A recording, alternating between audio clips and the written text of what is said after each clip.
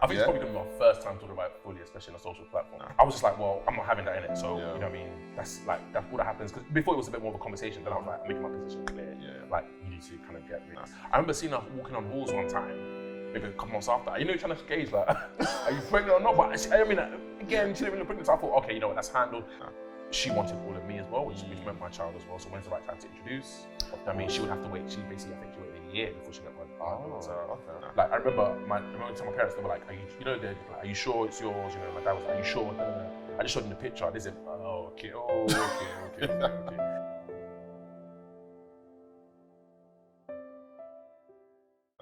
For those of you who don't know, my name is Chris Topper, and I'd like to welcome you to Figuring Out Fatherhood. Season 1 came out about 2 years ago, and now I'm filming Season 2.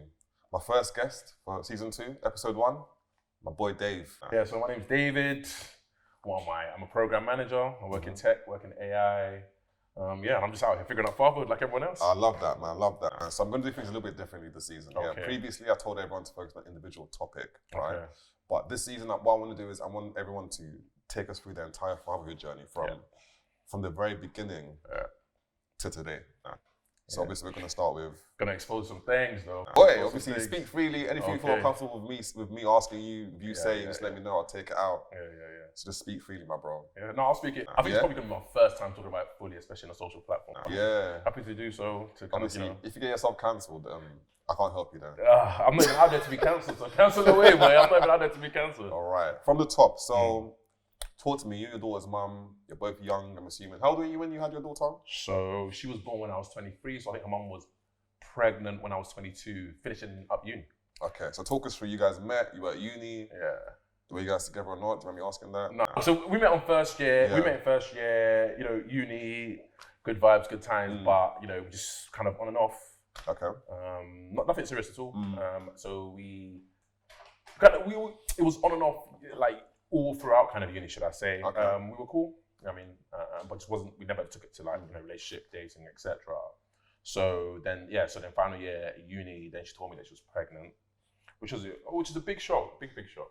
Okay, so let me just pause you right there. So you're chilling, you're doing, let's imagine you're playing FIFA or COD at the time or whatever it is you're doing. Yeah. She hits you up, she says, Dave, I'm pregnant. Yeah. What was the first thing that came to your mind, if you remember? Shit, man! No, I'm joking. But the whole, like, I can't remember the initial reaction, but you remember the feeling over the time and stuff like that. And my story's I think the whole thing's a bit sad as well when I look back at it. But I just remember, it was almost a bit like, okay, but you kind of know what this is. So, yeah, of course. You know, maybe that's kind of youthful exuberance and also a bit, you know, naivety. But like, because there was no relationship there, right? I just, you know, and obviously it wasn't my body. So I was just assuming, do what needs to be done, if I'm being honest with you. Yeah, of course. So, initially that's just what I thought would happen, because we weren't in a relationship, you know what I mean? We weren't even really dating. It was just, you know, this kind of situation that we found ourselves in. So obviously this was in your mind? In my mind, in your mind. So this is how you felt, like there was an expectation that she was going to do the needful. Yeah. Of course. And did you express this to her, like, or how did the conversation go with her? So when she basically said what it was, I was like, well, okay, cool. Well, you know what it is. So, and I guess probably my reaction was maybe a bit too blasé initially. Just like, you know what it is. Then it was kind of like, yeah, then no. Then it was like, okay, well. Then as the conversation developed, it was kind of like, you know what? Initially, I thought we agreed. That's in my mind what I remember. I don't speak for anyone else, but then I think I remember again. She kind of went for a scan, and she was kind of like, raw, like, obviously this is real, so I can't do this. And it's sad to say, but then I was just like, well, I'm not having that in it. So, you know what I mean? That's all that happens. Because before it was a bit more of a conversation, then I was like, I'm making my position clear. Like, you need to kind of get rid of that. That was maybe like, I don't know, maybe like 2 months or something like that. And then based from then, I was like, you know, that's the end of it kind of thing. And then we kind of resolved like that. It was just kind of like, and it was kind of like an okay, but I didn't know if it was an okay, I'm getting rid or okay, screw you. But again, if I'm being honest, in my naivety, my childishness, I kind of pushed that to the back and just thought, okay, that's kind of done, or it'll resolve itself. So that's one thing. You know that kind of procrastinating vibe where it's just like that will resolve itself. Or, I can relate to that, and I feel like a lot of men will relate to that. I feel like a lot actually. Society makes us think that men, they just when they hear that I'm pregnant, they just either jump for joy and everything just falls into place immediately. We sort of ignore what we actually go through at the time. And I feel like the procrastination, the bit where it's just like, you know what, it's handled. No one really talks about that because similar to you, when it happened to me, I thought, you know what, she's gonna handle it. Cool. I don't want to think about it no more. And that was it. So I guess moving forward, when it became clear that nothing was gonna happen in that regard and she was keeping the child, what happened next? No, so basically after that 2 months, I was like, you know, do what you need to do. That's being handled. We basically stopped speaking. We basically stopped speaking because we were just basically, let's say this was like final year uni. So coming out of uni and then like we left uni, right? And then I remember seeing her walking on halls one time, maybe a couple months after. You know, trying to gauge like, are you pregnant or not? But I mean, again, she didn't really look pregnant. So I thought, okay, you know what, that's handled. She didn't say anything. I didn't say anything. Obviously, you can't expect to say anything because you know it's quite a volatile situation. So I remember just seeing her and thinking, well, she's not pregnant, so that's it. Do you know what I mean? Like, it's just all good and well. And we hadn't spoken. And then literally the next time we spoke about it was when I got a WhatsApp message on the day she was born, August 19th, and literally saying that your daughter's here, like, a picture. And I was just like, again, shit, like, what the fuck? Because I remember I was just about to go to law school. So I just kind of got, you know, and law school's not cheap, and it's kind of, you know, self-funded. So I was thinking, damn. And then when the baby came as well, I know this is so stupid and so childish. When the baby came, I was just thinking, damn, I ain't getting girls no more, man.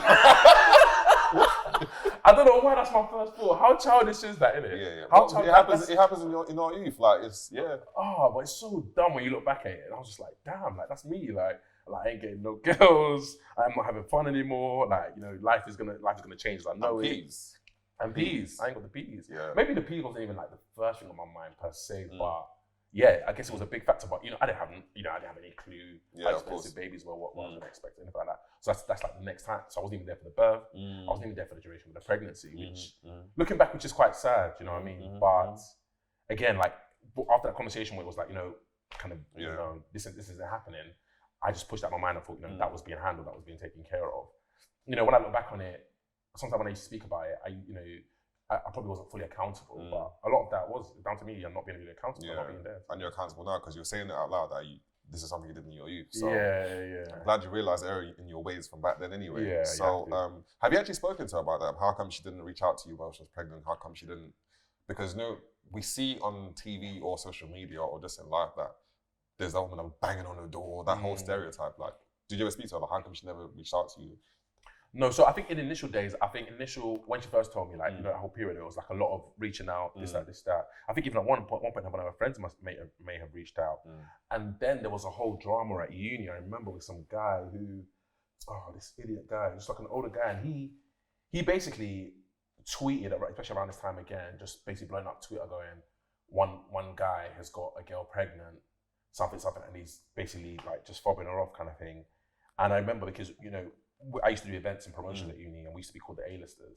And I think he must have put something like, "Oh, and I'm guessing there's an A-list at every party or something." So that narrowed down to two people, me or Ollie. Do you know what I mean? So I remember that happened, and then that got volatile. That was still in the midst of the early days, etc. But no, like in terms of why I can only say, you know, she did try to reach out initially, and where I was just very firm on this is not what I want. I mean, so like I'm not around for this kind of thing. Again, more thinking that you're just going to have to do what needs to be done because we don't have a relationship. So it doesn't make sense. You know, you have this ideology of what the perfect family looks like, and that was far from it, I guess. Yeah. Okay, cool. I guess, and at that point, so following the birth, you mentioned you weren't there. How did she integrate into your life? How did you become a dad, I guess, from that point on? Yeah, it was difficult. I think as soon as she sent the picture, then reality hit, and I was like, shh. So within the next couple of weeks, you know, still digesting it, whereby I didn't reach out straight away, if I'm honest. And then I remember as well, I remember just one day just being like you've actually got a child, like, you know what I mean? Like, you can't... To yourself? Yeah, like you actually can't behave like this, you know? My dad, you know, wasn't around my biological father for a lot, and, you know, thinking you want to follow in the same footsteps. Obviously, circumstances are different, etc., I think. But I remember just going to tell my mum, my dad, and my pastor at church as well. I was just like, look, this is the situation. Like, I've got this child and I just haven't done anything. Like, I need to, you know, do something. So I remember I reached out to her. I think she was only a few weeks old, and she was a bit weary. Like, I was just like, you know what? Like, I've done wrong in it, but I'm ready to be here. Like, I want to meet the child, you know what I mean? I want to meet my daughter, I want to do things right, what do you need, etc. But I think it was all a bit much, because I remember she was like, okay, I get it that you want to be involved now, but like... Do you understand why? Do you understand why it was much? Why she was weary, or why she was like... No, I think in that initial phase, yeah, because obviously I've just been like, F off, we haven't spoken for how many months, and then I'm back, you know, in this full vim kind of thing. Okay. So it was just like, okay. You know, so she was just kind of a bit weary, but then, you know, we did meet up. I remember she said she needed to go buy a pram or something, so I ended up meeting her and to go buy like some stuff, etc. And I remember just seeing my daughter, and I was thinking, shit, like, you know what I mean? Like, you've actually got a daughter, now a few weeks old, you haven't been around, like, you know what I mean? Like, so you just try to assume that position quite quickly. Then you're just thinking. Then you know what I mean. You're like your thoughts are changing. Like now I'm thinking, okay, what I need to do for her. I'm up at night. We're up thinking about what's the next rave. I'm thinking, okay, what I need to do as a dad now. What does that mean? I'm going to start telling family members and stuff like that. And it was just all a bit. It's all a bit weird how it comes out, because like you've got a full child, no one knew about the pregnancy, etc., etc. So it was just a weird situation. Yeah. How did you feel? It was still scary though. It was still very, very scary, let me be honest. It was very, very scary. But it was also, you know, there's a miracle of having a child, I think, you know what I mean? To know that this is your offspring. And plus she looked so much like me as well. She still does, yeah. So like, I remember to my parents, they were like, they're just like, are you sure it's yours? You know, my dad was like, are you sure? I just showed him the picture. They said, okay. Because she looked exactly like I did as a child, you know what I mean? And very similar now as well, so. Yeah, the feeling was just a bit surreal. A lot. There was so many feelings. It's mad overwhelming, right? And I didn't have the 9 months to prepare through my fault. And it was just a crazy feeling. Very scary though, I remember. At what point did it stop becoming scary? Do you remember, like, at what point were you like, you know what, I'm a dad, this is a journey, I'm gonna make it to the end? It's still pretty scary now, you know? Yeah. How old is your daughter, sorry? Yeah, she's 8 now. So I had her when I was 23, sorry, so she's 8 now. It is pretty scary because, you know, things change, the needs change. Obviously, the fear was different when she's a baby and, you know, you thought she's absolutely helpless, but you've got, you know, responsibility, you know, what does it mean? How do you navigate this? It's not, the fear is less, a bit on your child, but also on you as well, you know, how do you navigate the situation? Like, you know, do we have to get married now? What's her parents going to say? How the family going to receive it, etc. Then you're navigating, you know, going into like toddler ages, you know, okay, she'll step mine for the first time, make sure nothing happens, make sure, you know, I don't have a blood mark across my name, make sure you're doing well. She did cry a lot when she was a baby, like, and we didn't know why. So that was very difficult as well. And, you know, she didn't really eat a lot as well, so how do you navigate the eating thing, you know? I mean, are you using Africa techniques of old, and stuff, etc. But sometimes, you know, she just has to eat, but good, etc. So, and I think the fear now is just more about, you know, I think now my fear is a bit more, what's the word? Maybe, I don't know, maybe a bit more, it's just rooted in the fact that, you know, how do I help her to navigate through life and you know, it's such dangerous territory now. Onto the internet, everything's there. So, you know, you have to navigate, you know, how much she's on communications, how much she's on devices. Are you still having fun? Are you still going out? You know what I mean? Are you getting, you know what I mean? Like kids nowadays would rather, you know, be on their iPad watching TV rather than being on a bike, being outside. Like, you push them and you show them that, wow, this is wonderful. So, you know, you do little things. So so the fear now is more about navigating through life, making sure she's doing the right things, but also we're in a changing world as well. You know, what values do I impose? What values do you allow her to kind of find herself? But you still want to navigate things. Some of these things are new to me. I didn't grow up in this day and age, but yeah. And speaking to therapists, obviously, you know, you navigate, you talk about some of these situations, and you think, okay, you know, how do I raise a daughter? I've never raised a daughter before. Do you know what I mean? So how do I raise a daughter? How do I raise her to be right as well, to be strong, to be independent, but, you know, to also have, you know, core values as well. I think it's quite difficult. Okay, we're going to take a few steps back, right? So you mentioned you were getting ready for law school when this landed on you in August, right? I assume you started law school in September. Yeah. So how was that? Like, you had a child, August, started law school in September. What changes did you make in your life to accommodate for the fact that you now have a child and have to go to law school? Yeah, so financial commitments definitely changed in terms of, you know, how you can be spending and what's the arrangement going to be. I was fresh out of uni, didn't have a job, going into law school, so I didn't have the most money. So that the kind of my input there was probably more sporadic. But when you say sporadic, just as I mentioned, needed stuff. Yeah, probably, and then what I could sometimes. Then you try to make that more constant within the next few months. Try to do, I can give this much, how much. I was very a lot at the beginning. But to be fair, her mum was pretty understanding. So it's really just trying to about navigating that, and also time commitments as well. Like I now have to make time to go because she was so young she couldn't stay at mine, and like you have to have. I had some boundaries at the time because I actually had a girl. Oh, so I had a girl at the time as well. This changes everything. Yeah. So that's political. How long were you together by this point? So we had got together. Oh my God, so bad. I think no. So we've been together for 2 months, a few months. Then we went on a break. Okay. Then we went on a break. There's these breaks that you call it. Within a few months, we're on a break. Yeah, we're on a break. And then I basically went to her, look, like I don't want a break, but this was happened, this situation. Obviously, when she was conceived, we went together. But this is the situation, and so we kind of spoke. I kind of spoke about my girl, and we ended up getting back together as well. How did she take it? She reacted well, but I think it's emotional, right? Because it's her boyfriend, right? And when I got together with her, I didn't have a child. Now a few months in, I do have a child, which was completely blindsided her as well. But I explained my position, like I said today. Like once I had that conversation, I thought it was out of sight and out of mind. So, but I definitely think it was difficult for her as well because it was like a new baby as well. You know what I mean? So I was navigating the new baby, new relationship, trying to work through that. So it was difficult. Cool. And do you think it impacted your relationship with her at all? Definitely did. I think it definitely did. Yeah, there's so many politics. Like especially when it comes to emotions, right? Like, with my daughter's mother, emotionally, what did it mean for her? Do you know what I mean? Like, did she see the way that I saw our relationship? Did she see it the same way, or did she, did it open up new possibilities? I can't speak for her, but based on what the conversations that we had and how things played out potentially, and then also you're navigating, a relationship where, I guess she wanted all of me as well, which meant my child as well. So when's the right time to introduce? I mean, she would have to wait. I think she waited a year before she met my daughter. Okay. And again, I was very open with the mother of my child and their family being like, having a relationship situation. And then, then that opens up conversation with them where, when I have this conversation. So one of the major things I learned is just about setting the boundaries. So a lot of the last past 8 years has been setting boundaries, shifting boundaries, moving boundaries, evolving boundaries, all that kind of stuff. So at any point, after you and your girl broke up at that point in time, has there been any point in time where you've considered, let me try and make this nuclear family thing work? And why did you decide against it? No, never.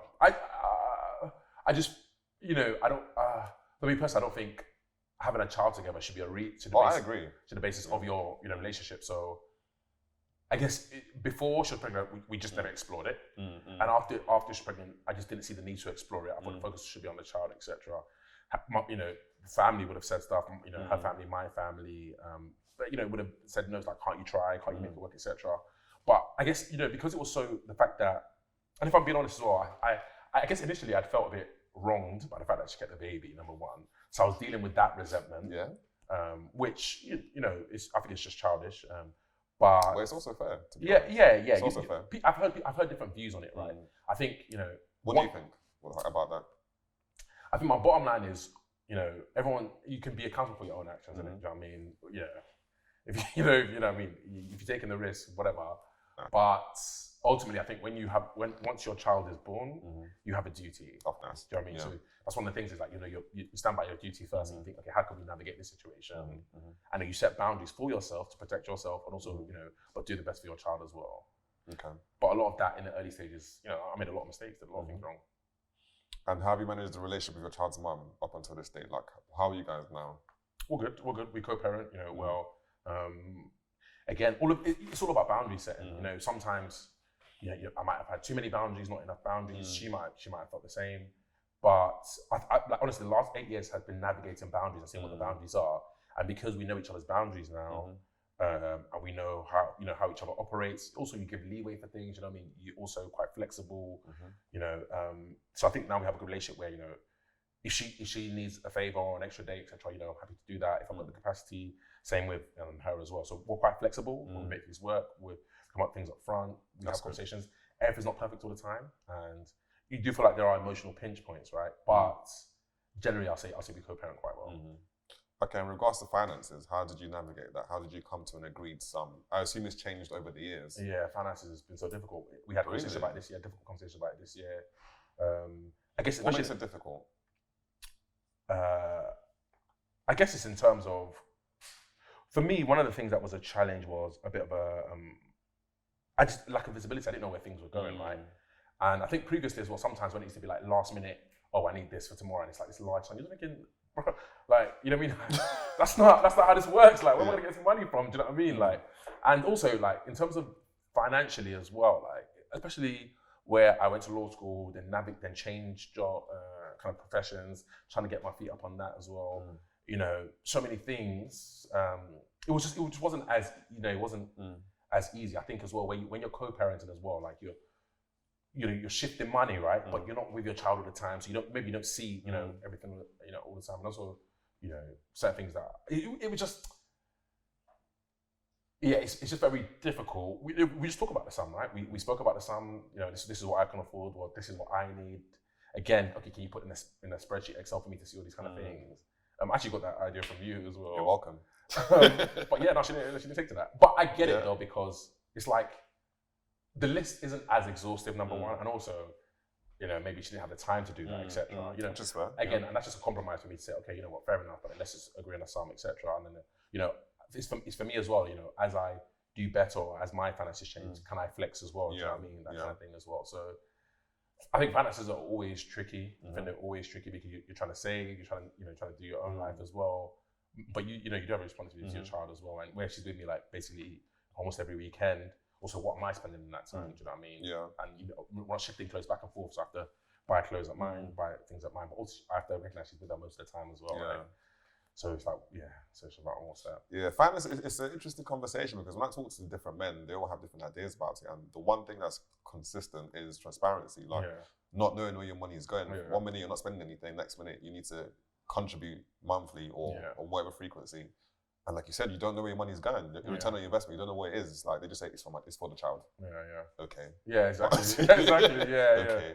So I'm glad you actually brought that up. And you're just thinking like as well, like, you know, thinking, bro, like, you know, I'm with this child. This child doesn't eat this much. Like, she don't need $2,000 for organic fruits and veg, bro. Like, leave me alone. But I also think it's an element of trust as well. I think, you know, where we didn't have that kind of relationship and where trust was broken, it felt like it was broken from my side. Definitely felt like it was probably broken from her side.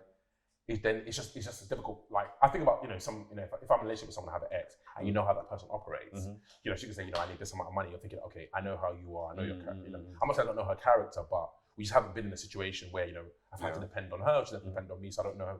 You know, so it's almost not like having a baby with a stranger, but you know, it's not someone that you've been romantically, you know, involved with in terms of, you know, a relationship wise. So obviously a bit more difficult to navigate that way as well. Okay. And now, what's your relationship like with your daughter now?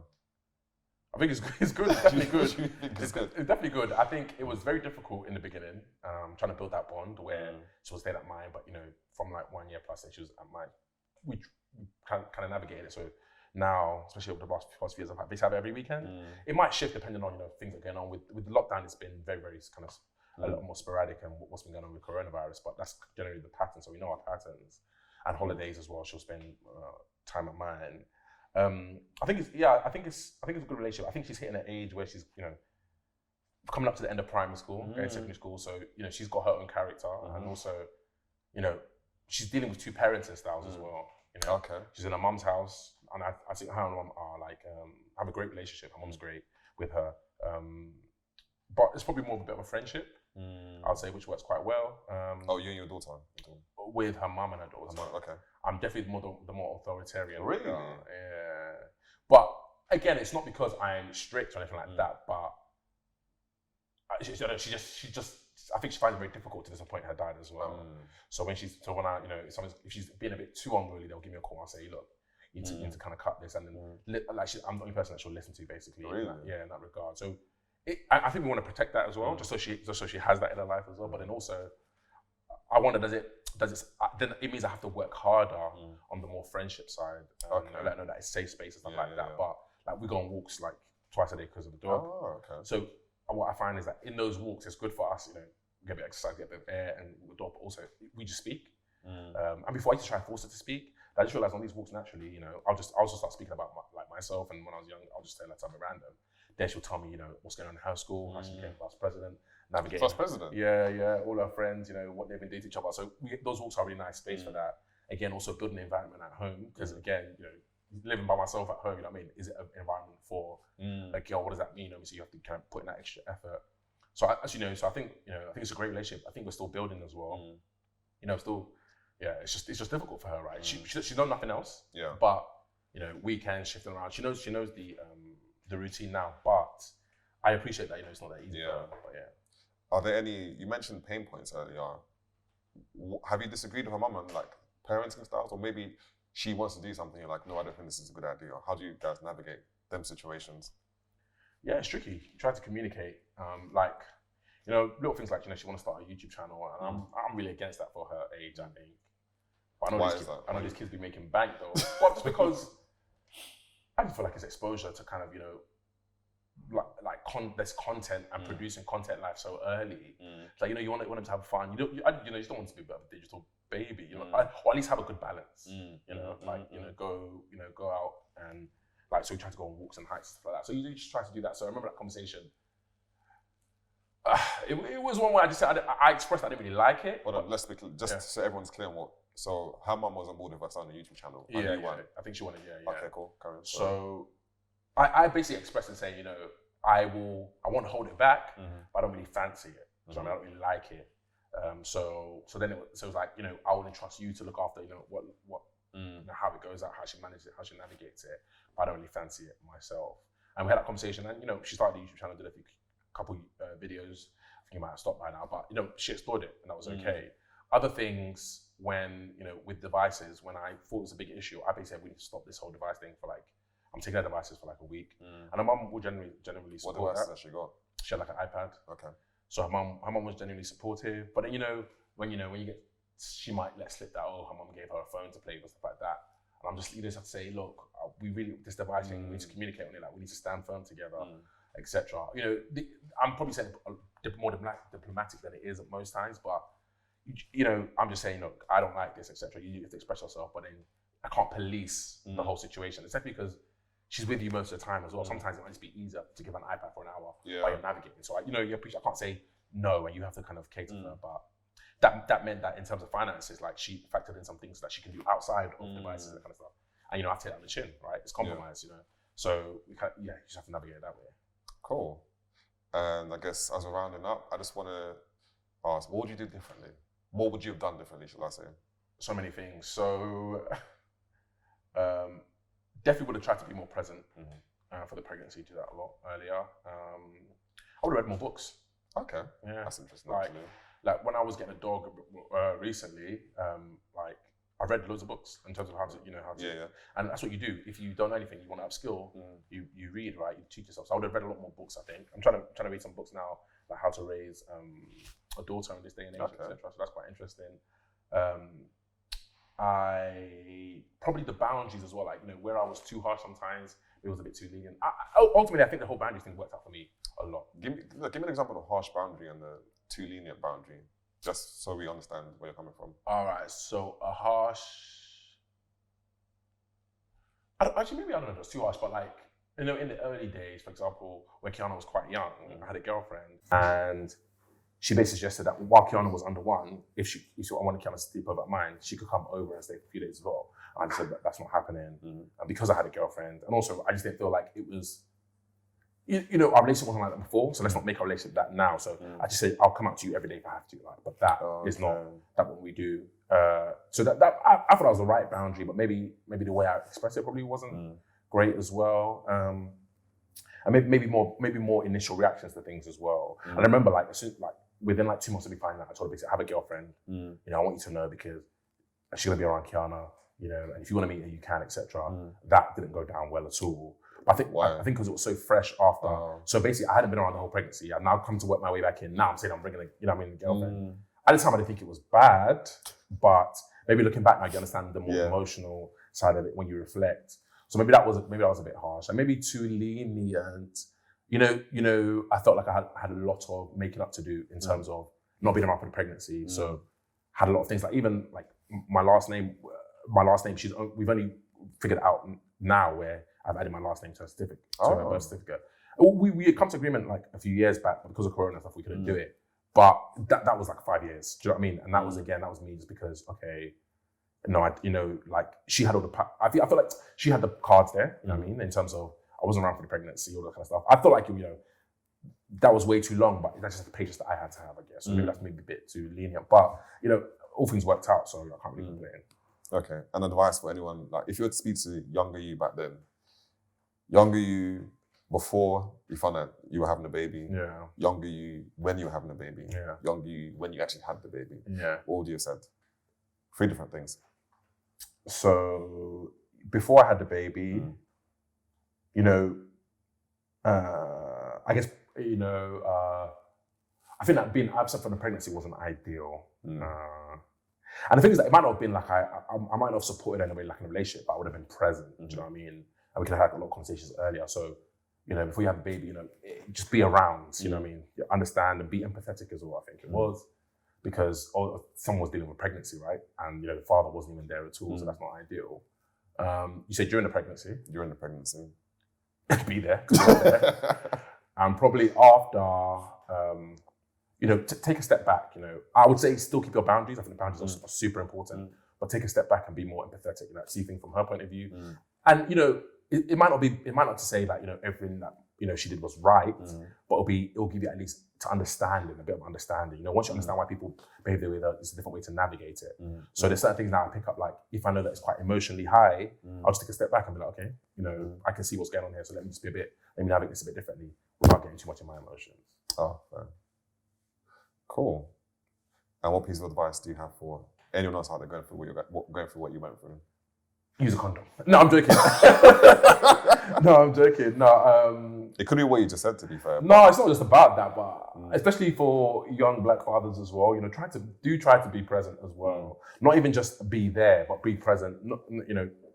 For your child as well. I feel like, I think parenting is such a tricky situation, and like learn, upskill yourself, have conversations, have these kind of conversations, learn, build communities, and also a lot of times lean on your parents as well. I know some of their advice might seem archaic, but when you look at the root of where they're coming from, it's some experience and they understand how to navigate people. At the time, you might feel like, oh, I know what I'm doing, it's my child, but they've lived life as well. So draw on that as well, and just don't lean on your own understanding, because especially if you don't have lean on God as well. That's a big one as well. Pray if that's your bag as well. Just because, how we think we should navigate with, we're still just learning. So, and don't be too hard on yourself as well, man. Lots of bum dads out there. So, don't be one of those and don't be too hard on yourself. Cool. Dave, I appreciate you, man. Like I said, episode 1, season 2, it had to be you, man. Thank you, man. So, where can we find you on social media? Where can anyone hit you up? I'm not that guy in it, but just Instagram. I am Davey, IAM DAYVIE. Yeah. Let's build a community. Let's talk. Yeah. Thank you, man. No worries, man. Love. How long was that in total?